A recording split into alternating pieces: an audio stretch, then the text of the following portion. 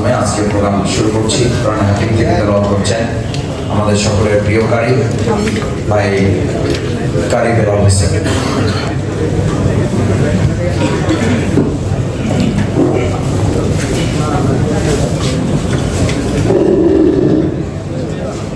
السلام عليكم ورحمة الله وبركاته.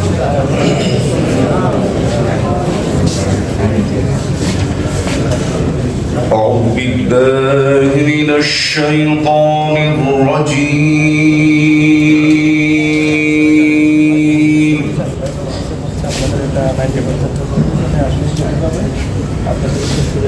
بسم الله الرحمن الرحيم.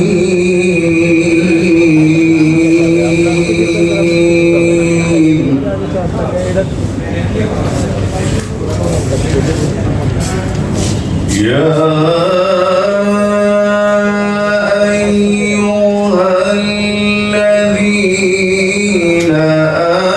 آمنوا استعينوا بالصبر والصلاة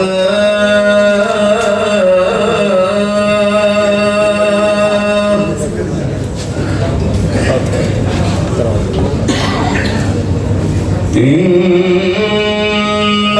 الله مع الصابرين.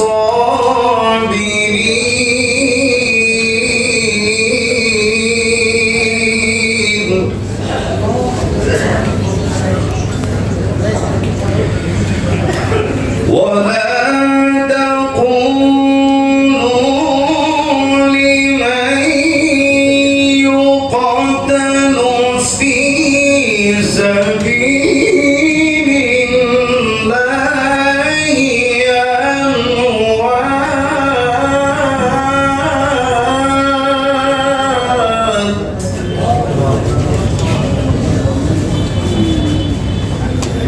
بل أحياء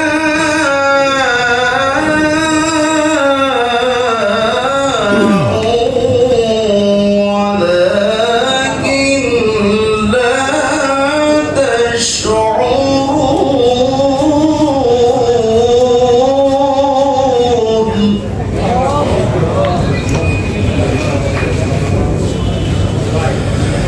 ولا تقولوا لمن يقتل في سبيل الله أموات، بل أحياء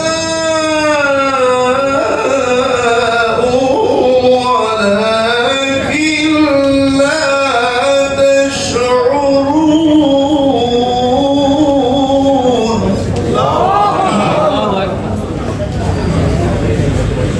ولكن لا تشعرون.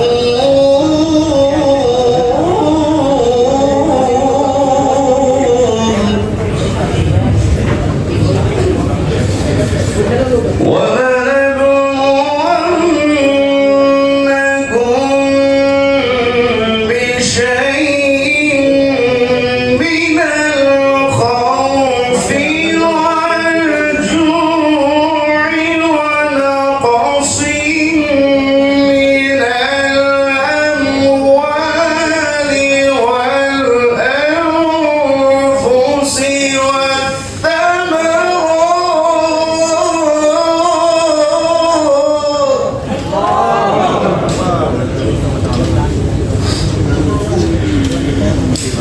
من الجوع ونقص من الأموال والأنفس والثمرات وبشر الصابرين.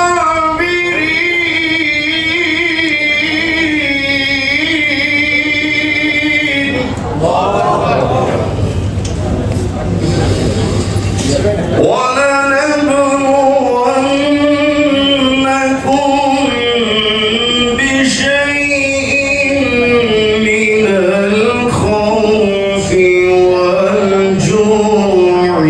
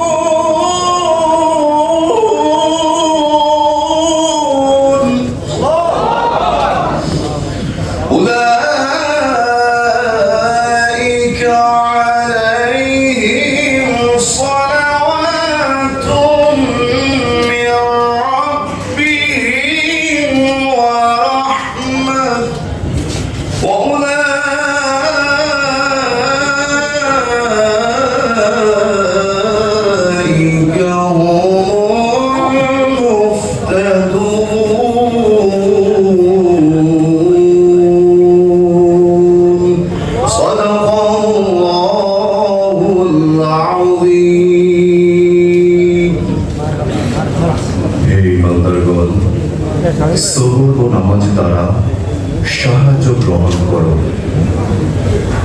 আল্লাহ সবরকারীদের সাথে আছেন। আর যারা আল্লাহর পথে নিহত হয় তাদেরকে তোমরা মৃত বলো না। এই ধরনের লোকেরা আসলেই জীবিত, কিন্তু তাদের জীবন সম্পর্কে তোমাদের কোনো চেতনা জাগ্রত হয় না। আর নিশ্চয়ই আমরা ভীতি, অনাহার, প্রাণ ও সম্পদের ক্ষতির মাধ্যমে এবং উপার্জন ও আমদানি বাস করে তোমাদেরকে পরীক্ষা করব।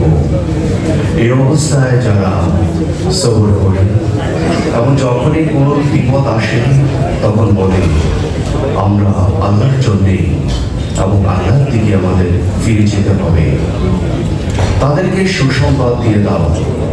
তাদের রবের পক্ষ থেকে তাদের উপর বিপুল অনুগ্রহ বর্ষিত হবে। তাদের রহমত তাদেরকে ছায়া দান করবে এবং এই ধরনের লোকেরাই হয় সত্য অনুসারী। আলহামদুলিল্লাহ রাব্বিল আলামিন। আসসালামু আলাইকুম ওয়া রাহমাতুল্লাহি ওয়া বারাকাতুহু। আমাদের জেলানি এবং শিবলি আমাদের আব্দুল্লাহ রহমান।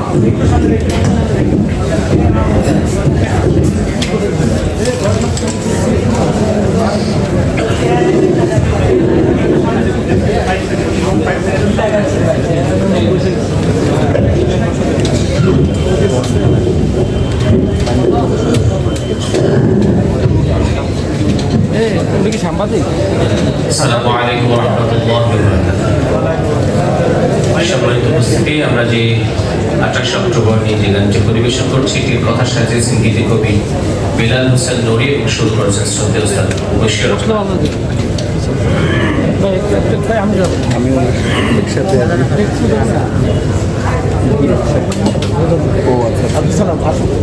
বহু বেদনার 28 অক্টোবর, বহু প্রেরণার 28 অক্টোবর, বহু বেদনার 28 অক্টোবর, বহু প্রেরণার 28 অক্টোবর। দিন কায়েমের চেতনা জ্বালিয়ে প্রাণে নেমেছিল ওরা আলোকের অভিযানে। দিন কায়েমের চেতনা জ্বালিয়ে প্রাণে নেমেছিল ওরা আলোকের অভিযানে। সেই অভিযান না হোক সফল, ওরা তো ব্যর্থ নয়।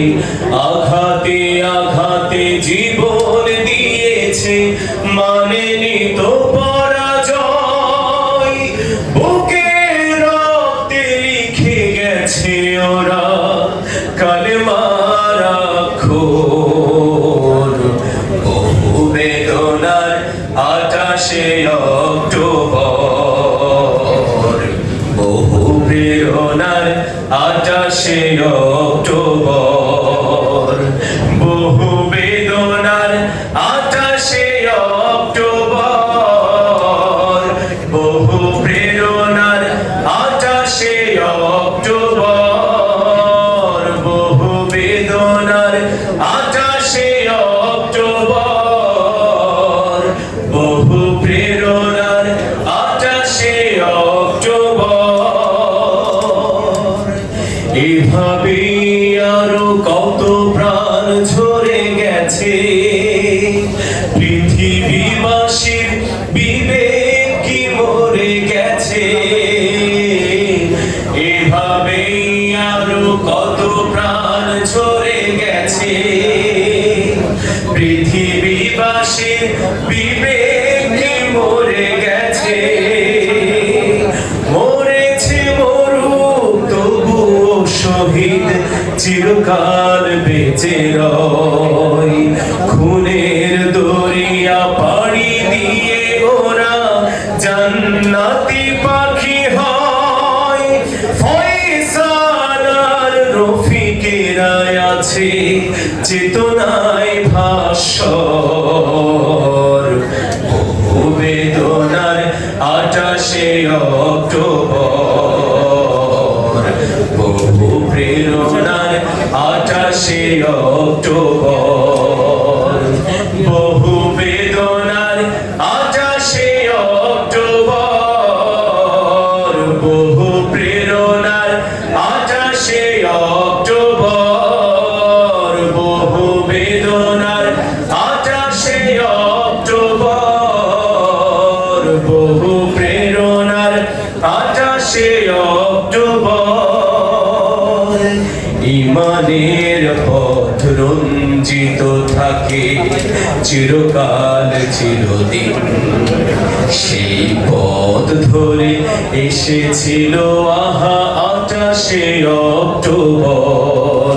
শত মুজাহিদ মাসুম শিপন আকাশে বেঁধেছে ঘর, বহু বেদনার 28 অক্টোবর, বহু প্রেরণার 28 অক্টোবর, বহু বেদনার 28 অক্টোবর, বহু প্রেরণার 28 অক্টোবর, বহু বেদনার 28 অক্টোবর, বহু প্রেরণার 28 অক্টোবর।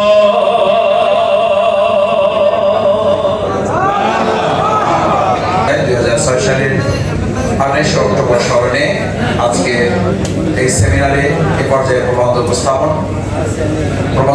করার জন্য অনুরোধ করছি বাংলাদেশ জামাত ইসলামী কেন্দ্রীয় মন্ত্রী শিশুরা সম্মানিত সদস্য, ঢাকা মহানগরী দক্ষিণ জামাতের সম্মানিত সহকারী সেক্রেটারি, ঢাকা 6 আসন বাংলাদেশ জামাত ইসলামী মনোনীত সংসদ সদস্য প্রার্থী, বাংলাদেশ কুষ্টিয়া ইসলামী বিশ্ববিদ্যালয় সম্মানিত সিন্ডিকেট সদস্য, বাংলাদেশ ইসলামী বিশ্ববিদ্যালয়ের সম্মানিত সহযোগী অধ্যাপক, আমাদের প্রিয় ভাই শিক্ষাবিদ ডক্টর আব্দুল মান্নান।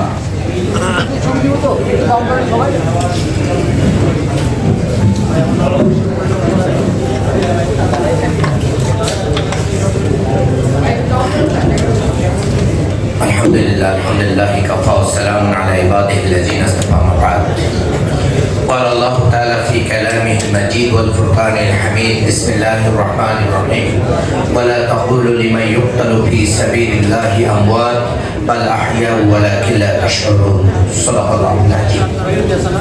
বাংলাদেশ জামাত ইসলামী ঢাকা মহানগরী দক্ষিণ কর্তৃক আয়োজিত আজকের 28 অক্টোবর থেকে 5 আগস্ট ফ্যাসিবাদের কালো থাবা ও আগামীর বাংলাদেশের চ্যালেঞ্জ শীর্ষক সেমিনারের সম্মানিত সভাপতি, সম্মানিত অতিথিবৃন্দ, সম্মানিত সাংবাদিক বন্ধুগণ, সুধীমণ্ডলী, আসসালামু আলাইকুম ওয়া রাহমাতুল্লাহি তাআলা ওয়া বারাকাতুহু। আমি দেরি না করেই আমার প্রবন্ধ উপস্থাপন শুরু করছি। আপনারা দেখেছেন আজকের প্রবন্ধের শিরোনাম হচ্ছে 28 অক্টোবর থেকে 5 আগস্ট ফ্যাসিবাদের কালো থাবা ও আগামীর বাংলাদেশের চ্যালেঞ্জ। এই জায়গায় আমরা ভূমিকাতে অনেক কথা বললেও আমি সংক্ষিপ্তভাবে এই জিনিসটাকে তুলে আনার চেষ্টা করছি। দেখেন 28 অক্টোবর 2006 সালে 28 অক্টোবর শুরু হয়েছিল। এটা মূলত একটা সুদূর প্রসারী ষড়যন্ত্রের মাধ্যম দিয়েই এটা শুরু হয়েছিল। এই 2006 সালের 28 অক্টোবর থেকে একবারে ধারাবাহিকভাবে 2024 সাল পর্যন্ত বাংলাদেশের রাজনৈতিক ইতিহাস ছিল অস্থিরতা, দলীয়করণ, সহিংসতা, রাষ্ট্রীয় দমননীতি, গুম, খুন, আয়নাঘর, দুর্নীতি, টাকা পাচার, সান্তার গণহত্যা, বাক স্বাধীনতা হরণ এবং ভোটাধিকার হরণের রাজনীতি। এর যে প্রেক্ষাপটটা ছিল এটা আমরা খুব সহজেই অনুমান করতে পারি। দেখেন 2006 সালে যে তত্ত্বাবধায়ক সরকার সংকট ছিল সেটা একটি রাজনৈতিক সংঘর্ষের সূচনা ঘটায়। আওয়ামী লীগের লগি বৈঠক, তাণ্ডব দেশের রাজনীতির সহিংসতার কালো অধ্যায় সৃষ্টি করে, যেটা আইয়ামি জাহিলিয়াতকেও হার মানায়। রবি বৈঠার তাণ্ডবে যখন জামাত শিবির সহ 4 দলীয় জোটের 54 জন নেতা তখন নিহত হন। এর মধ্যে জামাত শিবিরের 20 জনের অধিক শহীদ, আহত হন 500 শতাধিক এবং গ্রেপ্তার 1200, যেটা আমি এখানে অনেকগুলো পত্রিকার সূত্র এখানে দিয়েছি। এরপরেই 1/11 যে সরকার গঠন এবং ইলেকশন ইঞ্জিনিয়ারিং এর মাধ্যম দিয়ে বাংলাদেশ মূলত ফ্যাসিবাদের দিকে চলে যায়। বাংলাদেশ পথ হারিয়ে ফেলে। বাংলাদেশ তার গণতান্ত্রিক অভিযাত্রায় আর রাইট ট্র্যাকে থাকতে পারেনি। আপনারা জানেন 2007 সালে সেনা সমর্থিত সরকার দুর্নীতি বিরোধী অভিযানের নামে রাজনৈতিক পুনর্গঠন শুরু করে। ট্রান্সপারেন্সি ইন্টারন্যাশনালের 2008 তথ্য অনুযায়ী প্রশাসনের সামরিক প্রভাব বেড়ে যায় এবং 2008 সালের নির্বাচনের প্রেক্ষাপট তৈরি করে। প্রণব মুখার্জি তার বই দ্য কোয়ালিশন ইয়ার্স 2017 উল্লেখ করেন, তিনি জেনারেল মইনুল আহমেদের সঙ্গে বৈঠকে শেখ হাসিনার মুক্তি ও নিরাপত্তা নিয়ে নিশ্চয়তা দেন। এই কূটনৈতিক মধ্যস্থতার ফলে 2008 সাল অনুযায়ী আভ্যন্তরীণ রাজনৈতিক বিভাজনের পাশাপাশি ভারতীয় গোয়েন্দা সংস্থা রয়ের পরোক্ষ সম্পৃক্ততার ইঙ্গিত মেলে, যে রিপোর্টটি কখনো আওয়ামী লীগ সরকার এই পিলখানা হত্যা রিপোর্ট প্রকাশ করে নাই। এর পরবর্তীতে কালো ধাবা চলে আসে হচ্ছে আপনার সংবিধান সংশোধন এবং ফ্যাসিবাদের সংবিধান সংশোধনের মাধ্যম দিয়ে ফ্যাসিবাদের পুনর্জন্ম। আপনারা জানেন 1975 সালে সংবিধানের চতুর্থ সংশোধনের মাধ্যমে আওয়ামী লীগ সভাপতি শেখ মুজিবুর রহমান বাংলাদেশের শাসন ব্যবস্থায় সংসদীয় শাসন পদ্ধতির পরিবর্তে রাষ্ট্রপতি শাসিত শাসন পদ্ধতি চালু এবং বহুদলীয় রাজনীতির পরিবর্তে একদলীয় রাজনীতি প্রবর্তন করে স্বৈরাচারী একনায়কতন্ত্রের পথে হাঁটেন, যার নাম হচ্ছে বাকশাল। তারই হাত ধরে শেখ হাসিনা 2011 সালে সংবিধানের পঞ্চদশ সংশোধনের মাধ্যমে তত্ত্বাবধায়ক সরকার বিলুপ্তির মাধ্যম দিয়ে ফ্যাসিবাদকে পুনর্জন্ম দেয়। নির্বাচন, নিশিরাতের নির্বাচন, ব্যালট ভোটের নির্বাচন 2024 সালে সবচেয়ে ভোট ডাকাতির নির্বাচন হয়েছিল, আমির নির্বাচন হয়েছিল। এর মাধ্যম দিয়ে বাংলাদেশ আবার পথ হারিয়ে এই ফ্যাসিবাদের দিকে এগিয়ে যেতে থাকে। এই ফ্যাসিবাদকে শক্তিশালী করার জন্য সবচেয়ে জঘন্য যে ষড়যন্ত্রটা হয়েছিল, সেই ষড়যন্ত্রটা হচ্ছে বিচারিক হত্যাকাণ্ড। সেই বিচারিক হত্যাকাণ্ডের মাধ্যম দিয়ে বাংলাদেশের যে আন্তর্জাতিক ট্রাইব্যুনাল গঠন করা হয়, শুরু হয়ে যায় যে সমস্ত মানুষরা এই বাংলাদেশে সত্যের পক্ষে দাঁড়িয়েছিল, ন্যায়ের পক্ষে দাঁড়িয়েছিল, সেখানে গুম খুন এবং আয়নাঘর তৈরি হয়। এবং সেই গুম খুন আয়নাঘরের সাক্ষী আমাদের এখানে উপস্থিত রয়েছেন আমাদের সাবেক সেনা সদস্য আসিনুর রহমান, ব্যারিস্টার আরমান এবং ব্রিগেডিয়ার জেনারেল আমান আজমি সহ অনেকেই। এবং অনেককে আজও পর্যন্ত আমরা খুঁজে পাইনি। অনেকের পিতা মাতা এবং পরিবার, তাদের বাবা, তাদের সন্তান, তাদের আপনজন কবে বাড়িতে ফিরে আসবেন, এই জন্য প্রহার গুনছে। এরকম জঘন্য ইতিহাস বাংলাদেশের ইতিহাসে এবং পৃথিবীর ইতিহাসে আমরা কখনো দেখতে পাই না। বাংলাদেশের ফ্যাসিবাদকে 2041 সাল পর্যন্ত নিয়ে যাওয়ার জন্য পরবর্তী যে পদক্ষেপ ছিল, সেটি হচ্ছে দুর্নীতি এবং অর্থ পাচার। এই দুর্নীতি এবং অর্থ পাচারের মাধ্যম দিয়ে সবচেয়ে অর্থাৎ বিগত 15 বছর ফ্যাসিবাদের কবর রচনার সেই কাজটি করে বাংলাদেশকে দ্বিতীয় স্বাধীনতার দিকে নিয়ে আসে। এই দ্বিতীয় স্বাধীনতা হওয়ার পরও বাংলাদেশ এখন সেই চ্যালেঞ্জ থেকে দূরে সরে যায় নাই। বাংলাদেশ আবার নতুন করে ভারতীয় আধিপত্যবাদের কাছে নথি স্বীকার করার জন্য বাংলাদেশ যেন একটি স্বাধীনভাবে, গণতান্ত্রিকভাবে এবং অর্থনৈতিকভাবে শক্তিশালী হয়ে মাতার দেশ বাংলাদেশে ফ্যাসিবাদের হাত থেকে আমরা যে রক্তের বিনিময়ে মুক্তি পেলাম, সেটাকে অর্থবহ এবং সেটাকে অত্যন্ত সুন্দরভাবে নতুন বাংলাদেশ গড়ার জন্য আমাদেরকে জুলাই সনদের আইনি ভিত্তি দিতে হবে এবং এর জন্য জাতীয় নির্বাচনের আগে গণভোটের আয়োজন করতে হবে। এরপরে স্বাধীন নির্বাচন কমিশন এবং ভোট পর্যবেক্ষণের ব্যবস্থা রাখতে হবে। মানবাধিকার কমিশনকে স্বাধীনভাবে কাজ করতে দিতে হবে। বিচার করতে হবে, গুম খুনের বিচার ত্বরান্বিত করতে হবে এবং এটা জাতির সামনে স্পষ্ট করতে হবে। প্রশাসন এবং আইন শৃঙ্খলা বাহিনীকে দলীয় প্রভাব মুক্ত রাখতে হবে। শিক্ষা ব্যবস্থাকে ঢেলে সাজাতে হবে। বেকারত্ব এবং কর্মসংস্থানের জন্য সমতার পথ তৈরি করতে হবে। সত্য প্রকাশে মিডিয়ার স্বাধীনতা দিতে হবে। অর্থনৈতিক ন্যায় বিচার এবং গ্রামীণ জনগোষ্ঠীকে পুনর্গঠনের ব্যবস্থা নিতে হবে। সুশাসন এবং জবাবদিহিতা প্রশাসনের সকল পর্যায়ে নিশ্চিত করতে হবে। জাতীয় নির্বাচনের অবাধ এবং নিরপেক্ষ নির্বাচনের মাধ্যম দিয়ে টেকসই গণতন্ত্রের ব্যবস্থা করতে হবে। দুর্নীতিকে সর্ব অবস্থায় প্রতিরোধের মাধ্যম দিয়ে ঝেঁটিয়ে দুর্নীতিকে এই দেশ থেকে বিদায় করতে হবে। সবশেষ বলতে চাই, মাদক এবং সামাজিক অপরাধের মাধ্যম দিয়ে এই দেশ যে একটা কঠিন চ্যালেঞ্জের মুখে চলে যাচ্ছে, এইটাকে মোকাবেলা করার জন্য সামাজিক প্রতিরোধ এবং প্রশাসনিক প্রতিরোধকে সমন্বিতভাবে নিয়ে বাংলাদেশকে আর কোনোদিন ফ্যাসিবাদের দিকে ঠেলে দেওয়া যাবে না। তাই আমি বলতে চাই, 2006 সালের 28 অক্টোবর সেই পল্টন ময়দানে যখন ট্র্যাজেডিটা হচ্ছিল, বাংলাদেশে তখনও কিন্তু একটা সরকার ছিল, বাংলাদেশে তখনও পুলিশ প্রশাসন ছিল, তখনও স্বরাষ্ট্রমন্ত্রী ছিল, তখনও প্রধানমন্ত্রী ছিল, তখনও পল্টনে একটি দলের বড় সমাবেশ হচ্ছিল। কিন্তু পল্টন হত্যাকাণ্ডের সেদিন যদি নীরব ভূমিকা না পালন করে, তাহলে যদি এগিয়ে আসতো, বাংলাদেশে আর কোনোদিন ফ্যাসিবাদ কায়েম হতে পারত না। আগামীর বাংলাদেশকে নিরাপদ করার জন্য বিদেশিদের এজেন্ডা বাস্তবায়ন না করে বাংলাদেশের এজেন্ডা বাস্তবায়ন করার জন্য রাজনৈতিক দলগুলোকে বিভাজনের রাজনীতি বাদ দিয়ে ঐক্যের রাজনীতিতে আসার জন্য আহ্বান করে আজকের প্রবন্ধ উপস্থাপন এখানে শেষ করছি। আল্লাহ হাফেজ। বাংলাদেশ জিন্দাবাদ। বাংলাদেশ জামাত ইসলামী জিন্দাবাদ।